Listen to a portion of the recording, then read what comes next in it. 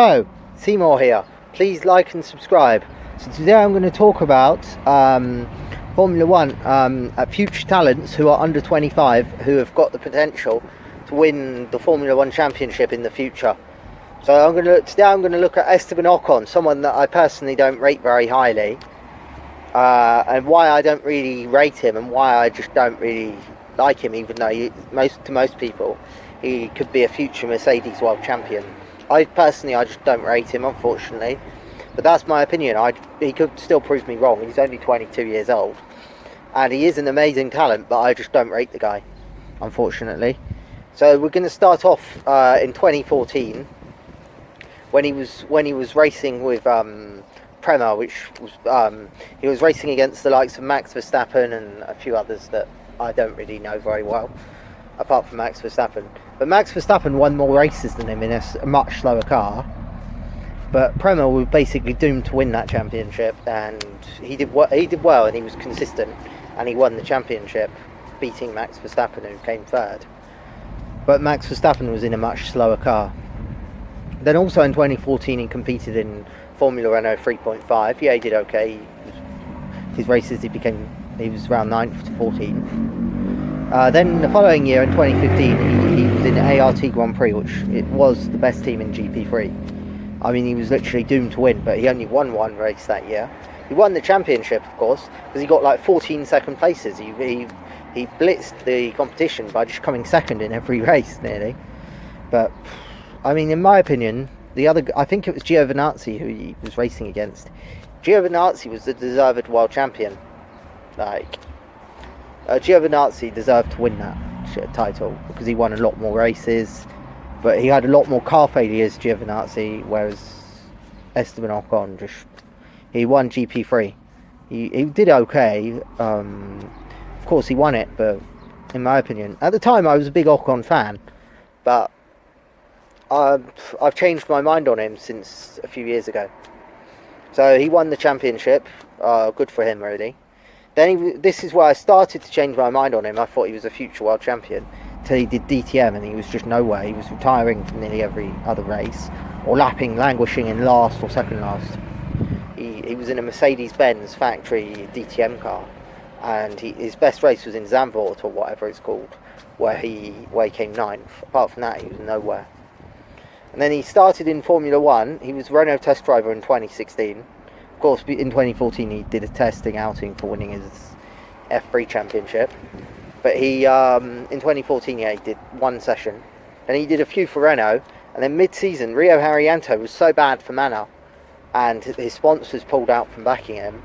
He was given the seat by Manor in exchange for 3 Mercedes engines. Manor took him on, alongside Pascal Wehrlein. He was nowhere compared to Wehrlein. Wehrlein was a lot better, and he just...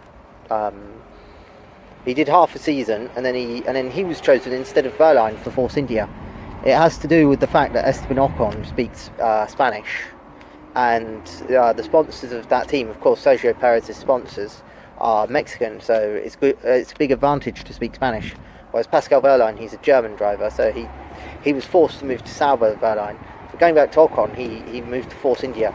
That was a very, very good year for Esteban Ocon in 2017. He was around 5th place. He was very, very consistent, and generally wasn't crashing out or causing any trouble. But that was a very, very good year. He scored 87 points. There was a few clashes with Perez, but overall he did very, very well. They were about equal in terms of who was to blame for the crashes that year. But then where I started having a problem with Ocon, where I started really, really disliking the guy, was in 2018. I mean, in the first few races, yeah, the car was nowhere. Apart from in Bahrain, he scored the team's first points. I think he was even ahead of Perez. And then where he caused a big crash in Azerbaijan, crashing into Perez, and Spain, where he crashed into someone else. And then he did a good job in Monaco and Austria. But then where I really started to have a problem with him was at the end of the year, where he was disqualified for reckless driving in America, and in Brazil, yeah, he was classified 14th place, but he bolted on a pair of qualifying tyres, and he set his engine to qualifying mode, for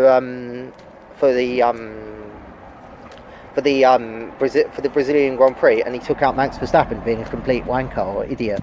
Sorry for using the word wanker, but he was being an idiot, and and I don't get the hype around this guy either since then.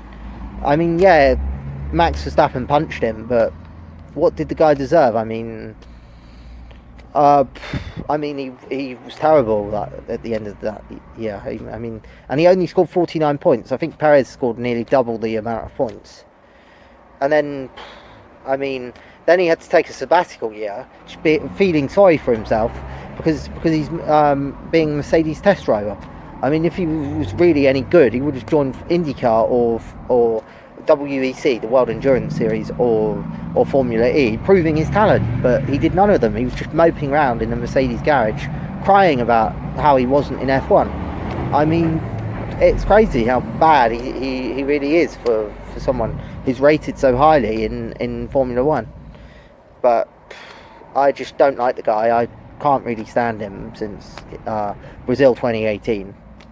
I completely changed my opinion. The way how I can turn my opinion around is shutting his mouth and getting podiums and consistently driving like he was doing in 2017. That's the only way how I can rate him again and like him. But at the moment, I think he's a glorified Paul di Resta, and he's just maybe a bit better than Esteban Gutierrez. But I think he's overstayed his stay in F1 really, because I rated Pascal Wehrlein and even Stoffel Van Dorn way higher than I rated him. That is a problem. That is the problem with this guy. That I just completely don't rate the guy. Like that is a major problem.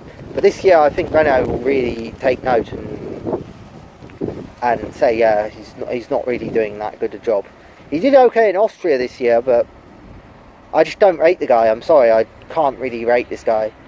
So, but he is in my top 5 future world champions who are under 25, because he's better than Gasly and others, because he's got a chance of getting a Mercedes. That's why I'd put him so high up on this list.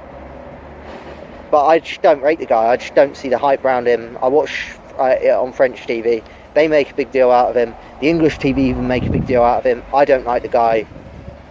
But that's all I'm going to say on Esteban Ocon and the reasons why I don't like him. And that's all I'm going to say for today. So thanks. Please like and subscribe. Thanks. Bye.